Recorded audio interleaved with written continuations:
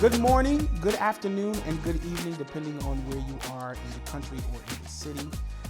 Philadelphia, Dallas, Chicago, all the cities. Hey, what up? I'm Robin Keith, and welcome to Hidden Gems. I'm your host. And today we're going to jump right in because, you clicked on the artwork and you saw her. That's right. I'm sitting down with one of the greatest individuals of my life, one of my greatest friends, Christina Faith. Ladies and gentlemen, make some noise. That's a tall order. Wow. I hope you have better people in your life than me. Well, the reality. Besides your wife. Well, she's amazing. She's the best. She's the best. She's the best human I've ever met. Hi, Katrina. Yes. Hi, Tree. So the reason I say it like that, though, is because the reality is you dream outside the box. And I only have a few friends who dream like that, right? And you'll see, some people will see like pennies and nickels in folks. You'll see quarters, dollar bills, you know what I'm saying, and birth out amazing projects. Ladies and gentlemen, like, y'all don't understand, like, she's worked on movies, she's worked on TV shows, she's hurt her leg doing projects. Oh, every project I have a messed up leg. Right. But somehow. Shout out to leg. This last project, and you taking me to what was it, Reflexology? Oh, Pain Away Philly. If you're in Philly, you need a massage, Pain Away Philly. Listen, they did reflexology. Like foot reflexology, something like that. Yeah. Man, the work they put on that foot, dog. I was like, I feel very vulnerable Oh my right God, now. in heaven. Can't. Okay. What you talking about? The sounds I was making? Oh my God, it was wild. Hey, well, shout out to. They were looking at us like we were crazy. Yo, but This is my first time. I never got reflexology. I've done a lot of body work, and that was the first time I've gotten foot massages. But my homegirl has kept saying you need to try reflexology, and I was like, oh shoot. Yeah, I was in pain. I called one of my homies, and I was talking through a project with him, and my homie was like, don't you ever call me in the middle of you. He's like, this felt very, very diddy. I was like, no, bro, like, my bad. Hey, good pain. Yeah, but just experiences with you has been really, really great. And the projects that you've been on and the work that you have done, you're on a trajectory that I don't think a lot of people really, really have understood. So kind of give me the origin story of your start. How did you get into directing? How did you get into production? How did you get into this hustler mentality that we see before us? So I think I've been thinking about my story lately because we're in a different place and God is doing some crazy things behind the scenes. And I used to always think like I was always a storyteller, but I've always been an entrepreneur first. So if I label myself as anything first, I'm an entrepreneur. I used to trade blocks and all kinds of things. I was ironing my brother's clothes for $2. I was selling candy in school. Like I've always had some type of business acumen, and I've always thought about business. And I always thought about art as well, like storytelling from any aspect. I wrote my first song when I was in kindergarten, right? Very juvenile song about some boy that didn't exist. And I've always studied art and culture. I love art, culture, and finance. I love them all together. And so I think over the years, I have been collecting pieces of the puzzle without realizing I was collecting pieces of the puzzle. The first time I picked up a camera, I was, in kindergarten, right? Maybe 5 years old. My grandfather bought, remember we went to Radio Shack, I think it was like 1989. Okay, so no, it was 1988. And so I was 6 years old, and he went and bought a VHS camera, and I was helping him set up, and I would be around, and he would let me pick it up. It was like half the size of my body. Never did anything with the tapes besides play them back. And so things like that have always been staples. It wasn't until recently that I realized that my family is movie buffs. And so I've always watched movies.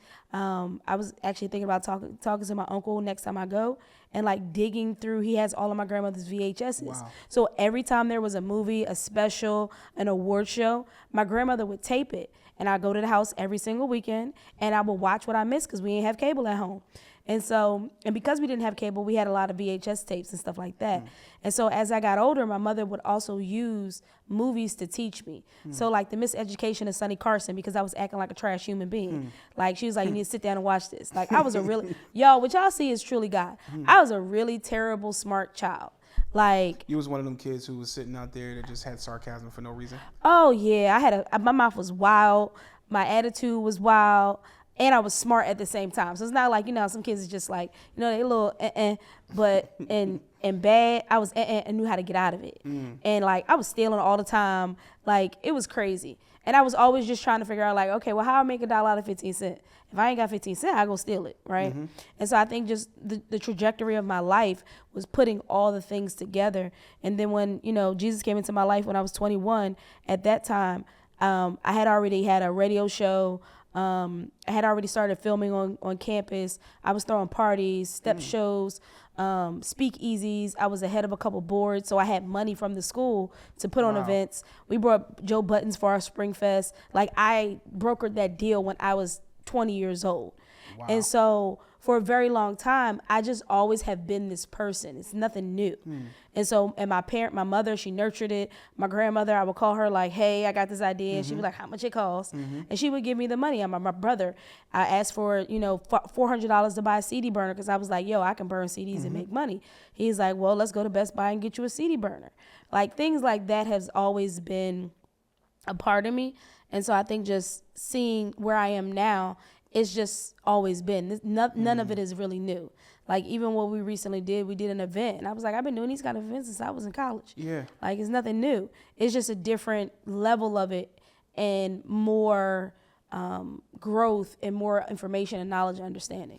So I love that because I think a lot of times growing up, we kind of lean in and look at, delaying development, right? We often look at like delaying our development, what we're enjoying. Just enjoy being a kid, enjoying being.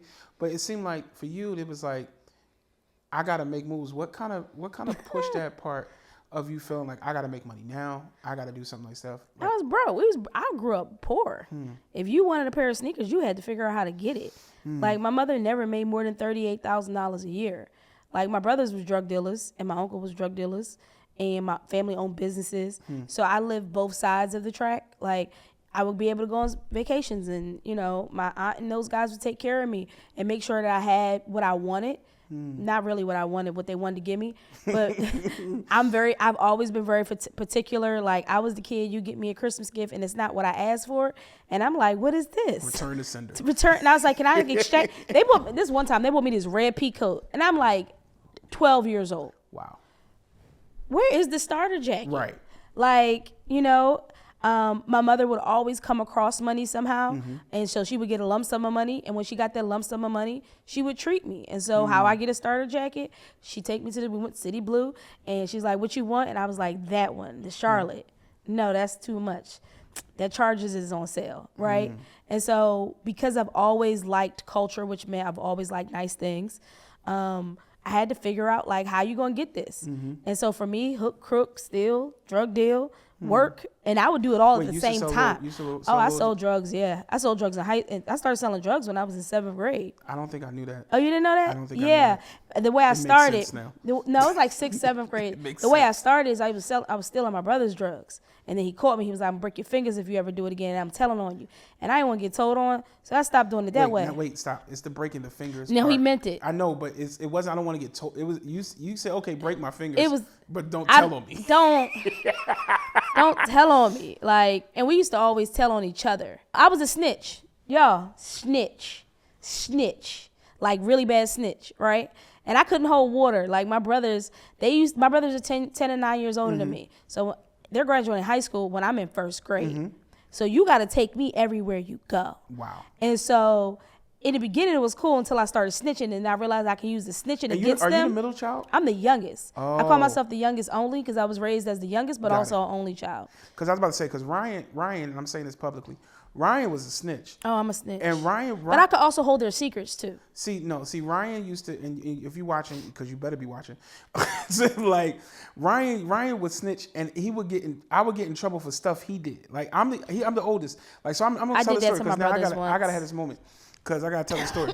So one time, Ryan was legitimately Ryan was a snitch, and he was someone that talked a lot of smack to other people just because he had a big brother. And so we outside playing one day, and we playing, with the baseball bat and the wiffle ball and whatever. and Ryan throws the bat at the other, my friend, like a friend, and the boy walks up to him, and I'm like, yo, my man, you got chill, like, you know what I'm saying? Ryan's like, yeah, you got chill, and I'm like, yo, chill out, and then he throws the bat again, and then the ball comes over, and I gotta knock him out, and then he's like, Mom, Keith was fighting. I'm like, Yeah, no, I wasn't that kind of snitch. That's just dirty. That was Ryan. So because my brothers were older, I didn't have that ability, right? And I went to 13 different schools, and so I was always a new kid, and so I had to know how to fight. And sometimes my mother would be like, you can't fight. I could fight. The problem was every time I would fight somebody, I would beat them, and then they would find somebody to jump me, right? And so I could never use my brothers like that. But like when I was like in first grade, I remember my brothers were still living with us at the apartment. I told myself I was going to the bathroom to smoke a cigarette. And I smoked a cigarette in the bathroom, and my mom was like, somebody smoking? Because she smoked. Somebody smoking? I was like, yeah, Hakeem and Malik, one of them was smoking. And she went in the bedroom to check. First of all, it was selling lights, and they smoked Newport, so it didn't work. And then I got beat in the bathroom. You know. Wow. I wish I could say that it made me stop smoking cigarettes, but it didn't. Cigarettes never caught. A lot of other stuff did. Yeah, cigarettes was weird for me. It was only great after weed at the time when I was smoking it back. No, I just could never. I tried to smoke all my life. I could never. Wait, that's it crazy. Never caught. Wow, yeah, it was a moment. God really was protecting me because, yeah. So how do you get in from smoking cigarettes to now storytelling on camera? So I have a really big story arc just in general. I was talking to my CCO, just telling him about my life. He was like, I thought you was about to say your correctional officer, your CO. No, I only got arrested once, but my brother got me out of that, and I just ended up with tickets, not actual. Like, they put me in the cell and made me stay there because I was talking stuff. But anyway. Praise God for siblings. And so, but he was selling drugs. He was like, why would you call me of all people? Because I had nobody else to call. You got to come get me. And so I got into storytelling. I think I always been a storyteller because I was a liar, right? So I always had a crazy imagination, and I would lie so much that people couldn't tell what was true. So I could keep track of stories. They got me in trouble often though. Don't try that at home, kids. But probably after I got saved, this light bulb kind of clicked in my head. Like, I think I want to be a rapper, right? That's how it all started. I always wanted to do music. I have written songs all my life. Me and my friend, like, we called each other the other day and we thought of a song that we wrote years ago. And so I started being a rapper. And I was like, but I was a rapper for Jesus, fortunately, right? Before everybody got all liberal and you could do in between. I probably would have had a much bigger career if I could be in between. If you as a rapper probably would have really worked. No, it did work. It was just bad leadership. Anyway.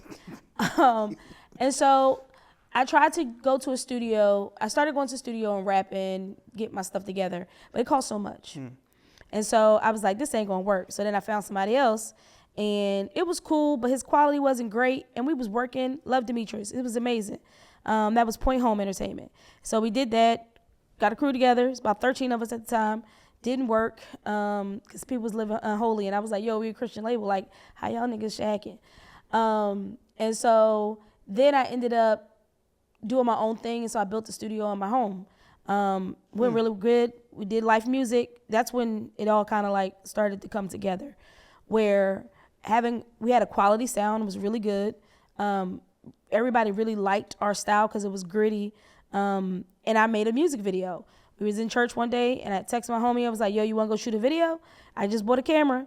He was like, yeah. I had no treatment, no nothing, just the camera. So we went out and shot it. The cameras were it's easy nowadays. The camera was so big. Like, you had to put it on your shoulder.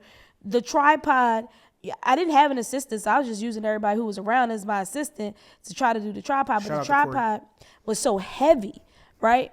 And so I just started doing all these really crazy angles and getting on top of all kinds of stuff. I had just did a video for a pastor in Dallas, right? Because he was like, hey, we want to do a video. Let me just say this to pastors and preachers and churches. The same video that I did for this man in 2007 is the same type of videos that are being made right now. Somebody just did one, and I was like, y'all know y'all still doing the same thing?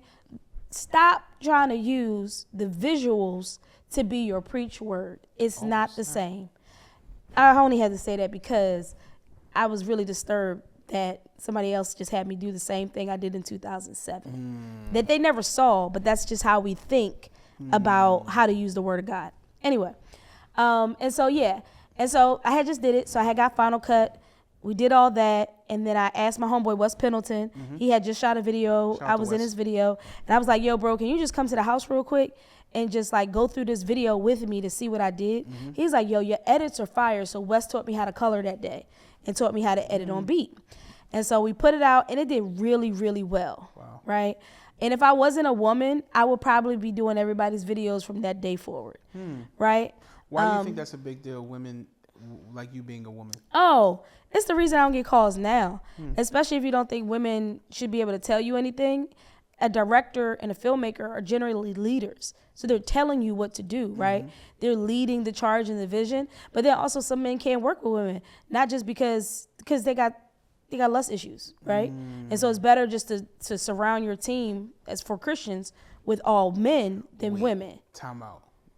So you're saying that for the most part, a lot of women are not on set because dudes struggling with lust? I would say if it ain't struggling with lust, you're struggling with misogyny. It's interesting because, like, I will say, working on a lot of Christian sets of content, You don't see none but men. you see a lot of men, right? And It be maybe one or two women. And a lot of the mistakes that I see on all set. the time, because you ain't got no women on set. I can look at some stuff and be like, oh, it wasn't a woman there.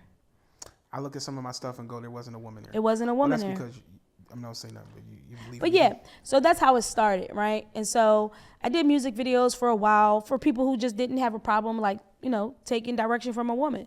But music videos, Christian music videos, baby, that $200-300, it take you 5 weeks and they want the world.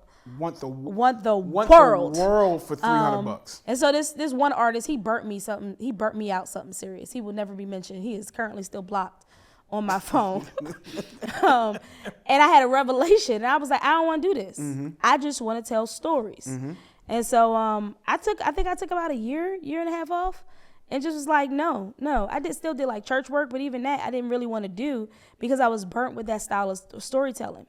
And so I picked up a pen and started writing a script.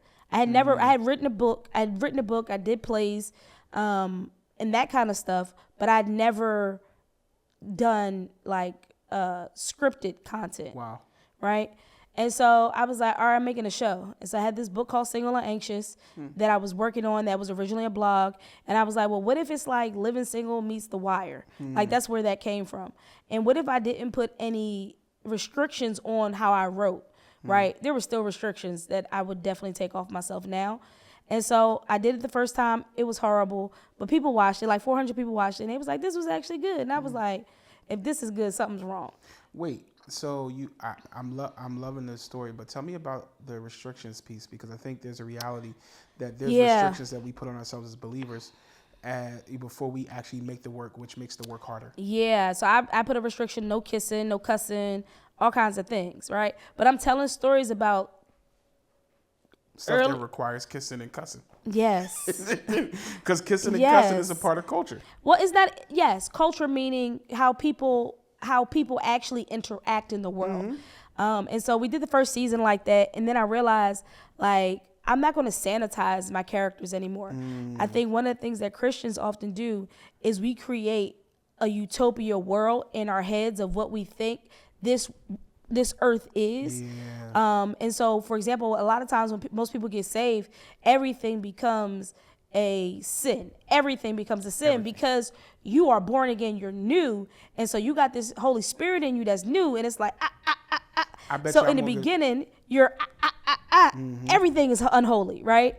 And so, but I think if you don't understand grace when you get saved, you don't understand, there is a grace for this. Like, everything is permissible, but not everything is beneficial. And so for me, with storytelling, I had to learn how to let my characters be my characters and not me. My characters do things that I wouldn't do. Correct. I clench my pearls sometimes when I'm writing, like, that came out of me. Oh my God.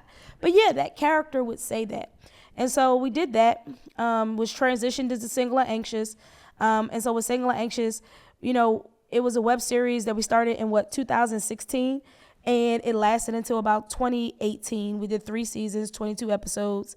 And every time I do something, no matter what it is, I'm trying to learn the systems, trying to learn how to make it better, how to train people, and just how to level everything up to the point by the time we did season 2, people thought we had a budget. Never had a budget. I didn't get a budget until Who Was Christmas Eve, right? Which was still need more budget. Baby, that thing we barely made it because we kept trying to do so many different scenes. And that was 2021, right? And so I think just along the journey of life, I've just used every opportunity to figure it out. And I've always looked at everything and been like, oh, how can my friend told me what I was doing and I didn't realize I was doing it.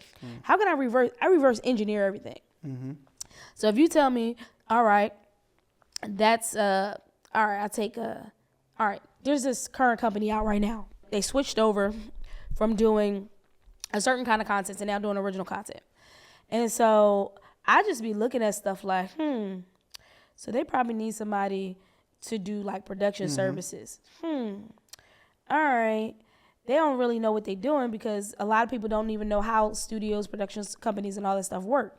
And so I reverse engineered the situation. And then I have a CCO now. I talked to my CCO and I was like, I think we should go after this company. See if you can get a meeting with them. He got the meeting with them. He was like, when you first said it to me, I wasn't really on. I was like, I don't know. Like I said, that's the easier money, bro. Like we can go after that or we can go after Disney or somebody and it takes 2 to 5 years to get one project done or even greenlit. So why don't we go after what everybody else doesn't want and make it better? And then that way, if people see what we do, it'll allow us to be able to say, all right, when you come to us, we have more ownership and more control. Is that the reason why you started GrindHouse? Yes. Okay, so GrindHouse got started. Originally, we were Creative Thought Media. Well, it went from the Uprise to Arise to Point Home, right, to Life Music to Collab to Creative Thought Media. Actually, no, 633 Photography is in there somewhere. I remember that. Right? 633 Photography, and then Collab Design Group, and then Creative Thought Media, right? So I've been trying to figure this thing out for the last 20 years, right? With all different kinds of groups of people. And what I also have been trying to figure out is like, how am I a leader and who do I lead well? Like I have to lead a certain type of people well. And so when we did Who Was Christmas Eve, I was the director on it, and I didn't have any producer credits when I first got on the scene. And I don't know how to work without producing something. I just don't know how. And I realized that in that moment with that studio, like, oh, this is crazy. And y'all don't know what y'all doing. Okay. So I had a really cool EP that was on the project. And so he was like, you're the only one who knows how to do indie content in this game right now on this set. So we need you to push it across. So they did give me more credit. They gave me more flexibility and said, do whatever you have to do. Just finish this movie. And so I did. And I came home and me and my therapist were talking. And it was such a train wreck of a situation that I experienced that we had to reverse engineer everything of what does it look like for you to be successful and what do you need in order to be successful. And one of the things that I need to be successful is control, right? And not control, like I have to tell everybody what to do because that's not me. Anybody who really works with me knows I'll be like, all right, you want to do that? Cool, try it. Like I've tried a lot of things. I don't want complete control. I just want the ability to say if it's going off the rails, come back over here, right? Because I think if we come back over here, you might not like coming back over here, but I promise you it's gonna make sense, right? And that's worked, and very rarely in my life has it not worked. And so GrindHouse happened because we were in another horrible situation, and I was like, I need a new name because I can't use Creative Thought. And I had this name, GrindHouse, that had been sitting around for since 2014, right? I went to Haiti, and GrindHouse was originally a coffee company that I wanted to create. I found this coffee distribution in Haiti, and I was like, I really want to open a coffee. I love coffee. Like, I love coffee beans. And so that's kind of like where GrindHouse came. And then as I was building, I ended up getting fired from the job, and I was just sitting at home praying, like, all right, God. But the whole time I was at the job and they was driving me crazy, my therapist had me creating a manual the entire time. What do you want to see? Like if you could do anything, what does the manual of what you're learning and what you have learned look like to take you into the next step? And so after I got fired and we sat down, we talked, and it was January, and she was like, but you have a manual because you knew this was coming, but you also knew that that's not what you wanted. And so GrindHouse happened because I was like, okay, I want to create not a production company, but a full service agency that has media service production in-house to create a beginning to end. Because I noticed that every single one of the other agencies, as well as production companies, nobody does end to end, right? And because of my life experiences, I've done end to end everywhere. So I can tell you, okay, this is how we develop. I can tell you, and if I don't know how to develop, I know how to go find people who do. Yeah. Hey, this is how we actually produce it. This is how we market it, right? And so now when companies come to us, they come to us for end to end, meaning you only have to work with us. You don't have to work with 10 and 15 other people. You actually probably will only meet with 2 or 3 people, and we're going to do your whole rollout end to end. And so far, in the last really 4 months, it's been life-changing for me. Yo, it's interesting because you're talking about the GrindHouse, and I get to be a part of the GrindHouse. One of the things that you've encouraged me to do is, while I'm a part of being a part of GrindHouse, build my own thing too. Yeah. Right, and I think that's a great. And I tell people all the time, like, Christina Faith has this Harriet Tubman type mentality where she pulls everybody with her, right? Yeah. And so, like, why do you develop talent like A&Rs in music? You develop talent like AAU leagues, like, you know what I'm saying, with basketball. It be AAU too. It don't mean like, and then they don't be coming from college. It'd be straight AAU. It'd be like, I don't know nothing. And like, it's like, yo, and so like, tell me why do you develop talent in that way like that? Like, why is that such a passion for you? Because Is it a passion? Well, it's. I think I naturally do it. I don't think it's a passion. Well, I'm gonna tell you what. Okay, so I think there's a reality of sometimes there's things that we just have natural strength in. Yeah. And like Corey's here, right? And Corey always talks about, I'm always like, I like fussing. I always like telling people what to do. Yeah. And it seems like it. And people's like, it seems like it's your passion to fuss. And it's like, I don't know if it's my passion, but it seems like it's a thing I'm really, really good at. You're really, really good at developing time. And it's almost like, don't cut me off. It's almost like you look for the diamond in the rough and you go find it and you shine it off and you put them in predicament. Like, we got somebody on our team now that's new. You just told me there weren't gonna be no new people. So like, legitimately. Well, okay, she's on our team because we have an issue. Uh-huh. We got all this stuff going on and nobody capturing it. Mm-hmm. And I need somebody that's young that want to do it. Developing talent. Right? Yeah. But that person has to be young because you're not going to make a lot of money. So sometimes I'm developing talent because I can't pay you a lot of money. That's where it kind of like happened, right? But also, like, I'm thinking about it while you're saying it, I'm a trained pastor. I've spent 15 years learning how to lead and leading and reading endlessly on leadership. And so I think I don't really talk about like my scholarship, and I don't really talk about what I've done in other places. I'm the type of person, wherever you met me is what you probably think I do, right? But I've been Olivia Pope in churches, organizations, and companies for the last 18 years, right? So I normally go into a place that doesn't have good leadership, or is lacking talent or resources. And I have to figure out how to help that organization or that company be successful, or church be successful with what they have. So I think I naturally do it because I come from the church and we don't normally have resources. We have to use what we have around us.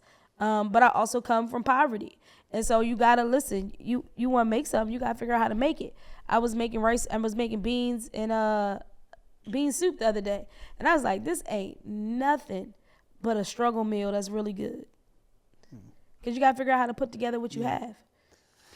Well, I mean, I feel like you've put together what you have. And it's just, I mean, again, for me, I think I don't become an editor if you don't sit down with me and show me how to edit. And I think in general, I naturally had a mindset, like I've always had a mindset of a director, like, hey, like, I don't like that. Fix that, move that, whatever. In 2024, you got to be able to do more than that. Right. I mean, I knew, so I had to. Yeah. I mean, that was the thing. But I think in general, you saw something in me in that capacity. It was like, yo, you can do this and beyond, right? And so I think in general, I appreciate you for that. Like, I got to give you your flowers for that, because the last couple of years has been rocky, but it's been a blessing. There are seasons where it's really lean, but then you come through with a check. And God, I'm like, let's rock. God come through the check, because I don't come through with nothing. Well, God comes through with Because the check. I'll be, what Tina and them say, they don't know what happens behind the closed doors when I pray. Mm-hmm. Like, at the end of the day, like, I've just learned how, this actually works. Not how they've told us it works, right? So when I go into a meeting, my negotiations is a little different now. It's like, all right, so how much money do you really have? And no one wants to say. So I just give you the highest number I can think of, right? And then we come back down, right? And so I think just for me, when it comes to people and talent, I have a passion for people becoming who God created them to be, right? Say it again. I have a passion for people becoming who God created them to be. Yeah. And so everybody I've worked with, somebody said, because somebody else was having a problem developing their talent around them, like, how come people always want to work with that person?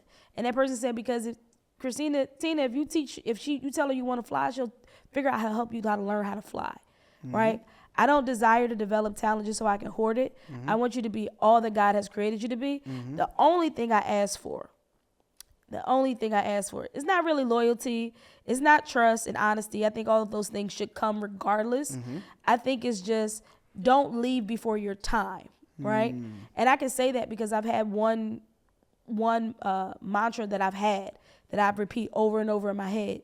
And I'll continue to repeat it over in my head since somebody, Pastor Guillaume's gave it to me in like 2009, 2008. No, before that, 2007.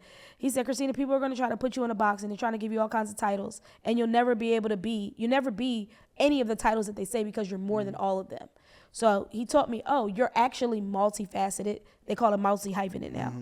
And then the next thing he said was, don't tell the Lord consistently in your heart, don't release me till you qualify me. And I think people often want to be released from whatever their situation is before they're qualified to go to the next level. And so I've just been willing to stay in very hard places until the Lord lets me out of the hard place, or until the Lord is like, all right, time to get out of this, or don't go into that. And I think that changes your maturation process, because you're mature enough to go to the next stage, so that when you get the next weight, because every stage has a weight, none of this is easy. Everybody has this kind of like concept like, oh, it's easy. Overnight it becomes like easy. And it's not. It all takes work. And I think I like to see people become who God has called them to be at the time that God has called them to be that. All right. So you talked about people leaving before their time. Yeah. But talk about a little bit about when people stay too long. Oh, man. Sometimes you got to let people go. I've had to learn that the hard way, right? And I've gotten better at it. Gotten a lot better at it, because my heart is to help people. And so you can help people to a fault. And you can see a lot of red flags with people and realize, oh, this, like, they old people say, like, you talk it and it go through one ear and out the other, right? And so I think sometimes you have to realize, like, you don't need to hold on to people, right? And you shouldn't let them hold on to you, especially as you climb, because climbing is so lonely in general. So we try to take people with us while we're going. Oh, snap. And if you do that, the higher you go, the higher the altitude is, the harder it is to breathe. And so you're carrying this weight on your back when all you have is less air up top. Or even if you go, climb down, right? Swim down. The deeper you go, the harder it is and the more air you need.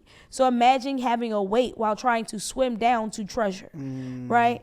And so I just realized, like, I don't want to keep people around too long, and I don't want to keep people around too little, right? So when your time is up, your time is up. That's why 1099, everybody. Nobody gets a W-2. It's also amazing for your taxes, right?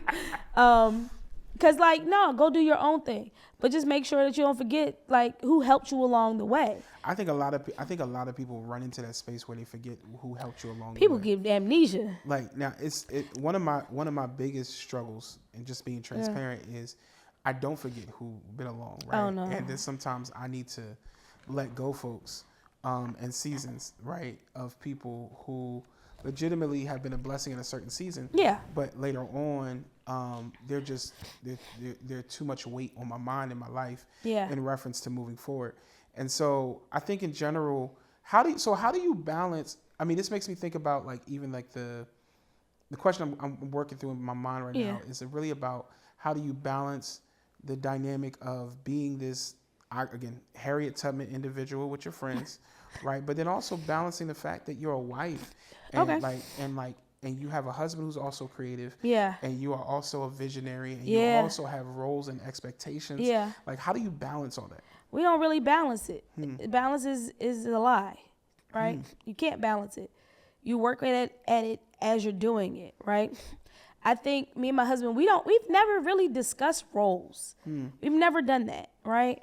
Because for us, how do we outserve one another, right? I think that's how we've always looked at it. My husband doesn't put chains around me. He's like, God gave you things, so go and run. So I don't have to call my husband about everything that I do or want to do. And he don't have to call me about everything, right? We talk about things all the time. And I think what we've learned is the more freedom we give each other in our creative space and in home, the more it flourishes. So, but the more expectations of each other that we put on each other, the more it diminishes, in a sense. That's when the seasons get hard, it feels like, right? But we also we realize, oh, okay, I miss you. We still here together. That means we need to go out. Yeah. Oh, okay.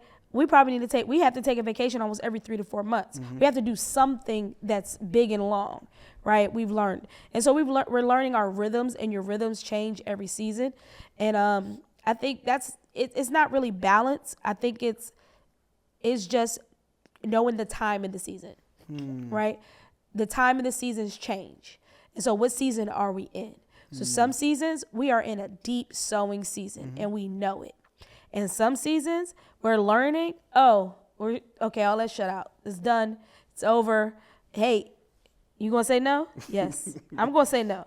Hold on. You said we were saying no. Right. Right? No. Why do you feel like you have to say yes? Why did you feel like you had to give that? Right? Because we're both extreme givers. Yeah. Like, we're reckless givers. Yes. And so we have to learn how to balance each other's reckless giving. Oh, that's hard. And we learn there's really no balance. There's, okay, what is God saying in this moment, right? Okay, I feel like we should. All right, okay. What are some of the recommendations you would give individuals who are partnering with their spouses and things like that? Yeah, we talk a lot to couples. One of the biggest things that we say is don't take yourself too seriously. We take ourselves way too seriously. Way too seriously. And that's how we get offended. Easily. Because why would you say that to me? Like, you know who I am? You know where I've been? You know what I've been doing? You know who I am? I'm the king of this house. Yeah. I'm the woman. Da-da-da. And so sometimes though, I like just put my foot like, yo, I'm your man. I always challenge, and I challenge my husband. Where does that come from? Yeah, but because biblically, where does it come from? Well, I think y'all can't really point to a scripture that says that. Okay, well, I think we can point to several different things about leadership and the roles that God has given man, and I think there's a lot of pieces there. I think that I was leaning into more of the sexy portion of the attractiveness. Well, like yeah, when you can shut down your because I've seen Alan go like, yo. Like he doesn't yell, he doesn't. No. But he shut your yesterday down. He shut your front. You was like, babe, I gotta go do blah blah blah blah, and you're like this, and he's like, yo, we said, and the next thing you know, your behind was on that. Well, I think that's more up New York. Yeah, and then we got there, and I didn't also don't throw it in their face, right? Don't throw it in their face because we got there. And the exhibit was closed, and almost every place that we tried to go into wasn't right. And so I was like, well, it will be what it will be, and I'll have some cute pictures, right? And y'all did have some flower pictures. And so, yeah, I think we do it to each other. Yes. Right? And so I think if you realize that if somebody said something online and was like, you know, the husband is the head of the house, and how her husband votes is how she should vote. Whoa. Right? That's the extreme of it. That is a major extreme. That's a major extreme. But wherever there's a major extreme, there are small particles in places. Right? And I think the way that that God will want me to treat my husband is the way that I want my husband to treat me. Right? And if God is my focus and if God is his focus, then we're not arguing about roles and who did what and who didn't do what. And so I remember when we first married, my husband said he was going to clean the bathroom, y'all. He said that was going to be his thing, right? About 3 months in, I realized this ain't clean the bathroom.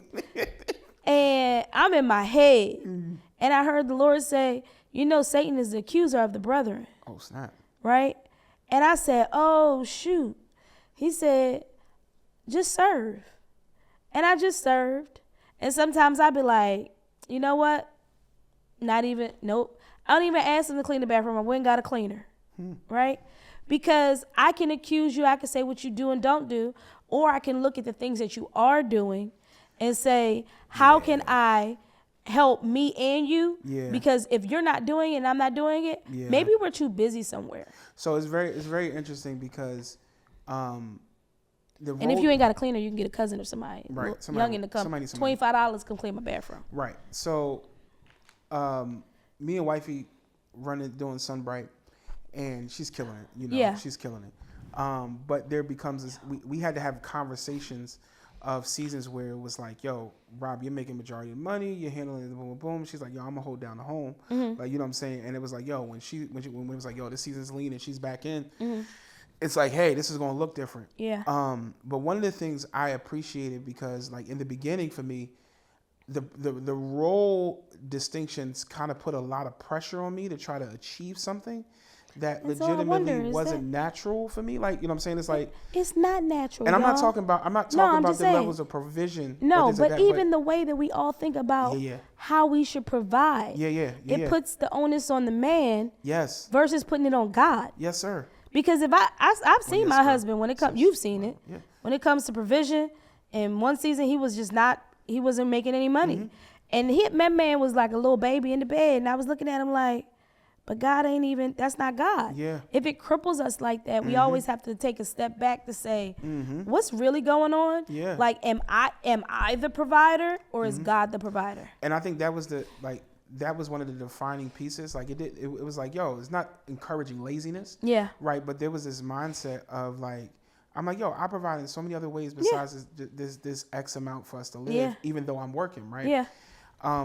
Transitioning to another season, Katrina and I get to a space where, like I said, we're working in Sunbright and we're collaborating, and we need cleaning. You know what I'm saying? Even, you know, like the work that we do are different hours of the day, different hours of the night. I work at different times.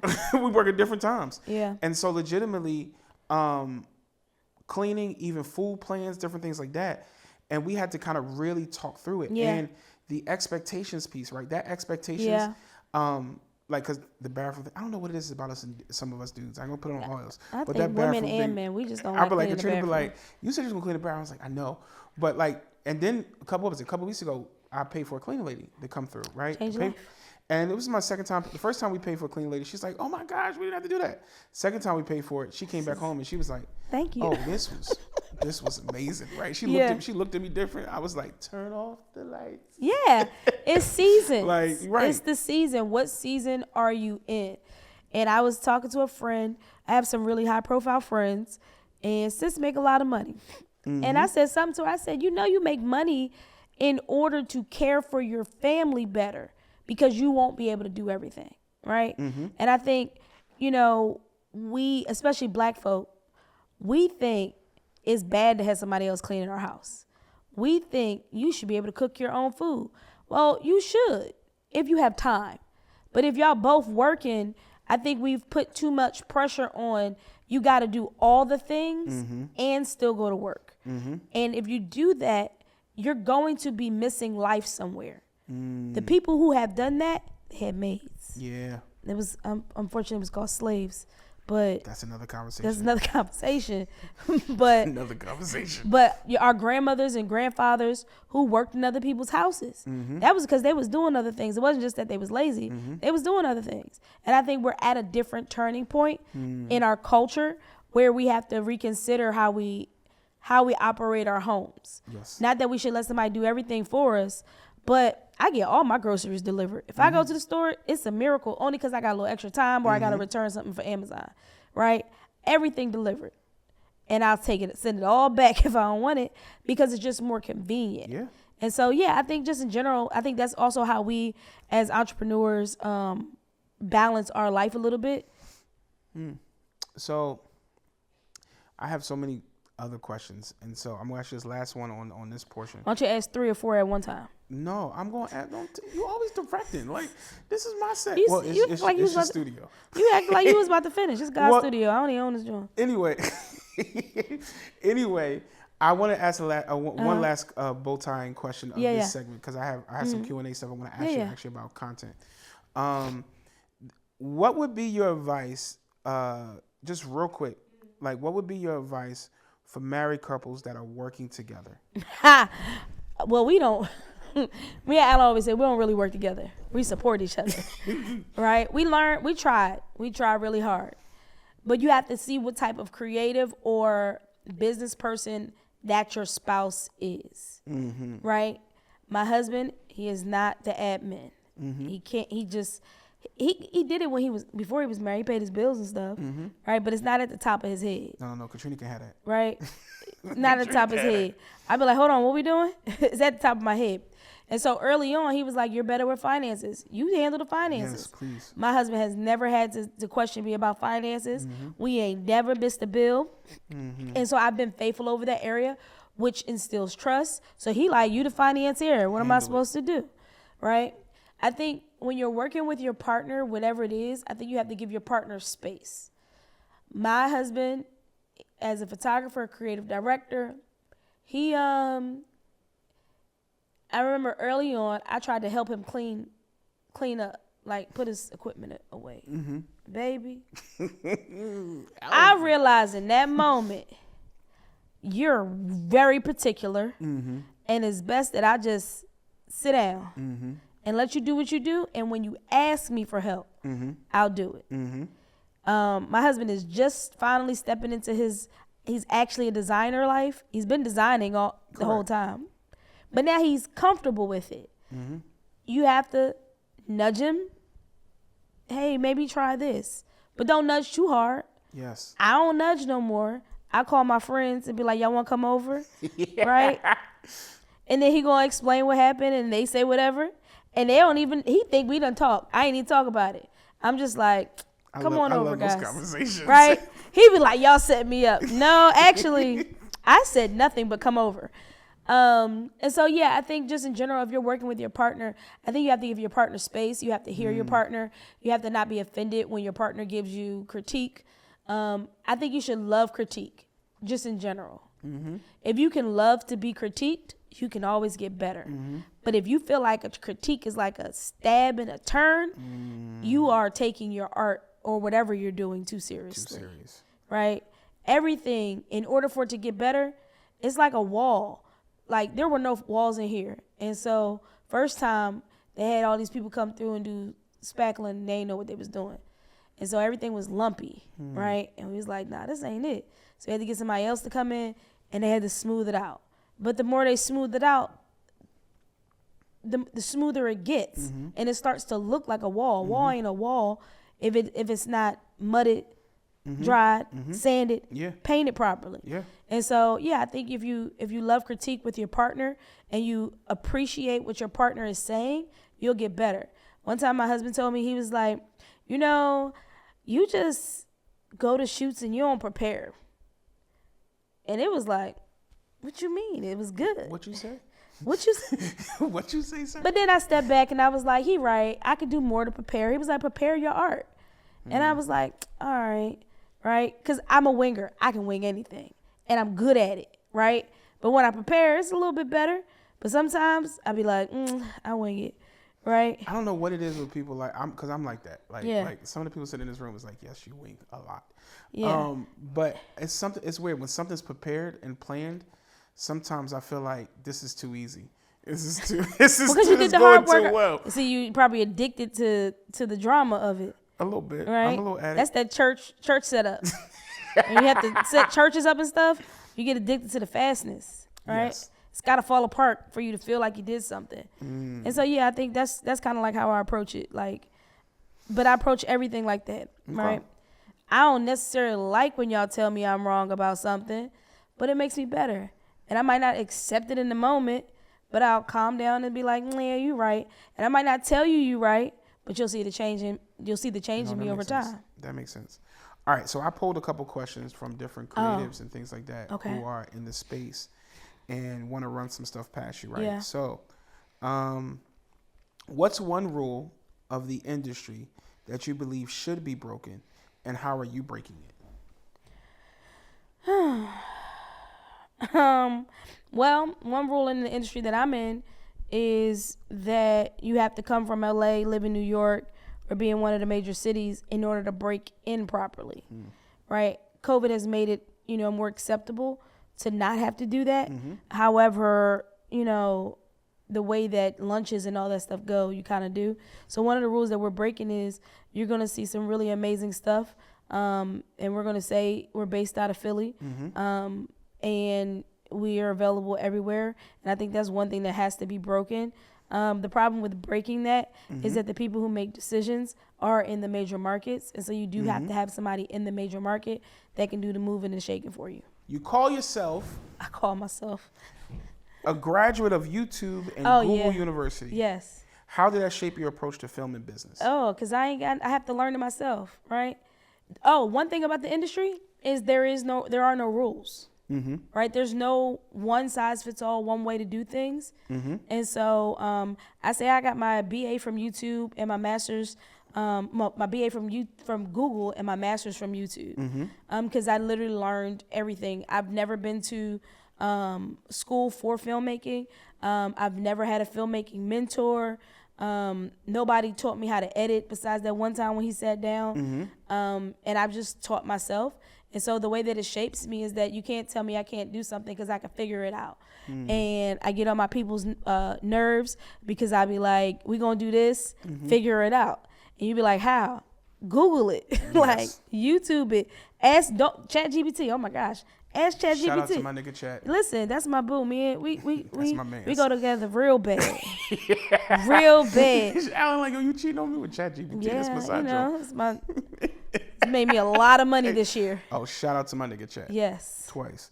What was one of the hardest parts of establishing yourself in the industry without a traditional path? I think having someone to co-sign you, right, has been the hardest part. I have slid in so many DMs over the last 8 years. Y'all don't understand. Me and Instagram, we go together real bad. If you got a DM or you got an email, you know me somehow because I've slid in it. And I've developed a lot of relationships. And so the good thing is that I've developed a lot of relationships. The bad thing is that you still need somebody to go on your behalf. And so that's been the hardest thing. And that literally has just changed in the last 3 months. And baby, doors that's been closed for 8 years are now like, come on in, because somebody else is going on our behalf. And not an agent. I've tried the agent manager thing, and I'll probably have an agent hopefully by the time this comes out. But having somebody who's an executive in Hollywood has radically changed everything from that perspective. From the perspective of the business side, having to cold email clients to get clients has been very hard. But it's been possible. All right, here's my next question. Do you think formal education is overrated in creative fields, or does it still have value? Depends on your creative field, right? If you are trying to be an architect, you got to go to school, right? If you're trying to build, if you're trying to make movies, depending on how you learn, right? When you go to school for certain creative things, what you're actually paying for is the resources to use to learn them, right? And so for some people who are visual learners, you don't have to go to school. Some people who are audible learners, they might have to go to school because they need somebody to put the pieces together for them. I think right now, what's more important is that you learn AI and you learn how to incorporate it into your businesses. Because it's not hard. Well, let me rephrase. If you're creative, it's not hard to be creative. If you're not creative, go find somebody who's creative and you do the business side. But yeah, no, I think I always tell people if you want to make films, go to community college first if you want to go to school. Don't go to a 4-year school because the first 2 years you're paying for requirement classes that you can get anywhere. And then if you go to community, you can wet your toe into everything to see if you actually want to do it. And most of the kids that I've sent through community don't want to continue after 1.5 years. Okay, that's a good point. Here's another one. Do you think people rely too much on speaking things into existence and not enough action? Manifesting. Okay. I was actually having a conversation with people about manifesting. The root word for manifesting doesn't mean to speak things into existence, right?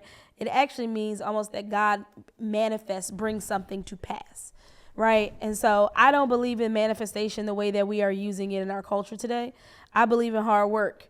But some of the things that have happened to me directly recently have been an act of I spoke something to somebody and I pitched an idea. It didn't go anywhere else except for outside that parking lot, right?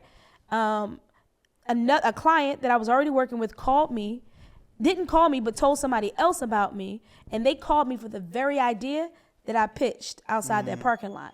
Right, so the world would say it was manifested. I don't think it's I don't think it's the manifestation from the universe. I think God put it in my spirit. I thought about it. I left it alone, and then it came to me because God wanted it to come to me. Right, and so, but it doesn't stop without hard work. It's one of the hardest things I've ever done in my life in the last 3 weeks. Wow. And I kind of wish I was like, dang, I gotta be careful what I say, because that stuff it's coming back around, all of it. And so yeah, I think. Hard work, you can't pull yourself up by your bootstrap because some people don't have the resources or the access in order to do that, right? But I think that if you work hard enough, you'll get to a level of success. It may not be the one that, the world tells you should have, but I always say, what life do you want to live and why? Okay, I got a last couple of questions here. Have you ever seen someone's words or attitudes limit their potential despite their talent? Yeah, if you got a nasty attitude, you ain't going nowhere. I know this one guy. He is creative than a mug. I love his talent, but how he communicates and how he always murmurs and complains. Every time I ask for something else, I be like, "Baby, I ain't calling you no more." And I went and found somebody else, right? And so yeah, if you don't, people like to work with me, just like in the secular industry, because I come with a very positive personality. People know if you ask me to do something, I'm going to get it done, figure it out, right? And I'm not going to complain the whole time about it, right? And I think that leaves a good taste in people's mouth. Like when people think about me and, the work that we all do, I want them to feel like they had like a party in their mouth, right? And not a sour taste. And so, yeah, it makes a big difference. If you got a trifling attitude, don't nobody want to work with you. And some things can be changed. People like, it's just me. If it's just you, baby, then you going to be by yourself. Got you. That's real. I remember having scenarios with people who attitudes are terrible and trying to work with them because they're creative and gifted. And it cost me so much bandwidth. Yeah. And so I just think in general, like that point is majorly important. And some people will work with you if you're creative and gifted with a bad attitude, right? People do all the time in the industry. Just know when they go home or when they talk to their homies, they talking about you. It's like, yeah, I can't say what I was about to say, but yeah. Yeah, they definitely talking about you. All right, so what's next for GrindHouse? Tell me what's going on. Because I want people to kind of know what you're doing with GrindHouse. Like, what's next for us that we can talk about publicly?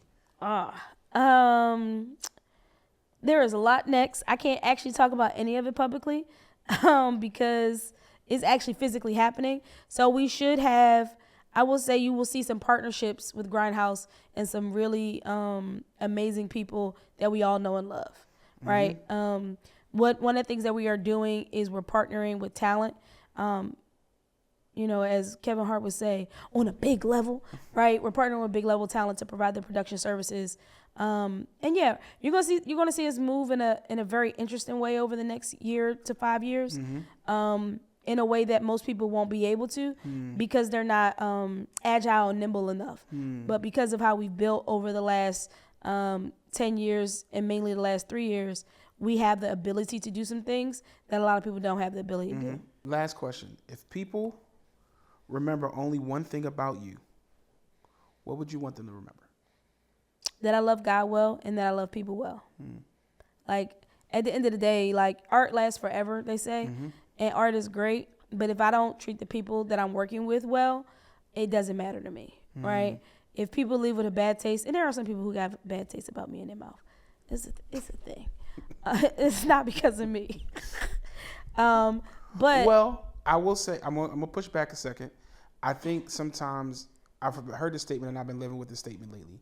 Sometimes people don't understand some of the harm that we create in the process of our growth. And so, yes, I think there are people in life who have problems with you just cause, right? But I also think, and I'm running through this now where there's moments of my growth, and I'm like, oh snap, I said it like this, I did that, and I impacted you. So you're right. We all impact each other at the end of the day. Yes. Right? And so I think as a person who's been through a whole lot, yes, that's a choice. Mm-hmm. It's a choice how we hold on to how people treat us. Mm-hmm. I have, baby,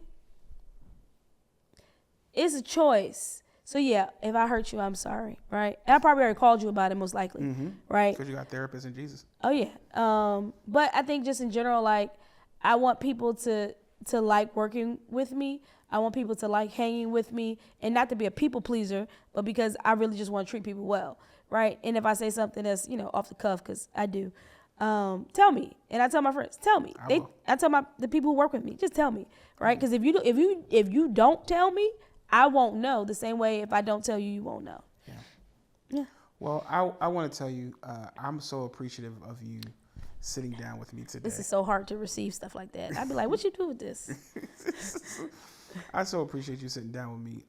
It has been, and I say one of the greatest friends, like, because I have a lot of great friends. You do. I have a lot of great friends. But I say that because everyone's uniquely made, even in the image of God. And so the way you approach life, the way you approach people is needed, right, in the industry. And the way you're able to still tell stories, and the way that we're able to be in spaces that people would think we don't belong, but they want us there.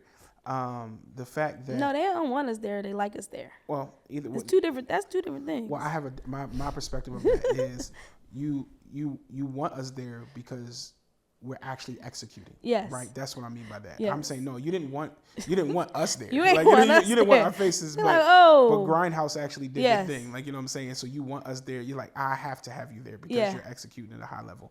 So, but I'm just thankful that you sat down with me today. Yeah, my pleasure. I'm loving the fit. You'll see this one. Y'all ain't see the last one. Y'all see this. So, ladies and gentlemen, like I said, Hidden Gems is just a space where I get to sit down and to have story conversation with my friends about their lives and their experiences. And I hope that you walked away with several nuggets of how to even manage relationships, and the storytelling of like what your life started out like doesn't mean it's going to always end up being. Mm-hmm. And the fact that YouTube and Google and all these things can actually put you in the space of Hollywood. And like what you see right now with Christina Faith is not the end. It's really still the beginning. It's still the beginning. Like, you know what I'm saying? And so y'all, I was broke hold on, let me get my testimony real quick. Go ahead. Take your care. Y'all don't understand how broke we was 7 months ago. Well, let me rephrase. I had savings. But I ain't never ran through money so fast in my life. You ever seen something just decrease in your account consistently because nothing's being added? And God just turned it around. Like, it's wild. So if God has you in a hard place, you have a choice to either trust God or not. And so I always tell people, trust Jesus. Try Jesus. If you haven't tried everything else, try Jesus. I promise he works. Yes, he does.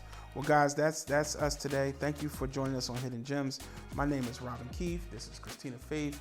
Y'all have a blessed day on purpose. Peace. Thumbnail.